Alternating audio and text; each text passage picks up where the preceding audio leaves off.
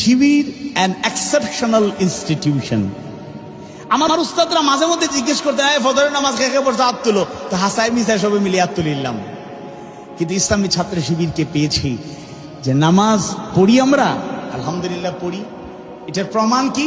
হঠাৎ করে দেখা যায় আমাদের পাড়ার মসজিদে, হোস্টেলের মসজিদে বা যেখানে অবস্থান করি সেই মসজিদে গিয়ে দায়িত্বশীল ফজরের সময় হাজির। আপনি এখানে না, আসলাম নামাজ পড়লাম, এদিকে চিন্তা করছিলাম তোমাদের সাথে একদিন ফজরের নামাজটা পড়ি, ব্যাস।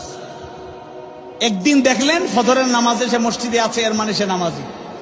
আমি সাথী প্রার্থী থাকাকালীন সময় মাঝখানে 17ই মে সাথী প্রার্থী আর 28 মে 99 সালে সাথী হয়েছি। মাঝখানে একটা বন্ধ ছিল, গ্যাপ ছিল। আমি সুনামগঞ্জে গেছি, মানে বাড়িতে গেছি 2-3 দিনের জন্য। হঠাৎ করে আমার মানে প্রথম দিন রাতেই থাকার পরে ফজরের নামাজে সুনামগঞ্জের এক দায়িত্বশীল গিয়ে হাজির। তাই বললাম, ভাই আপনি এখানে নামাজ পড়লেন?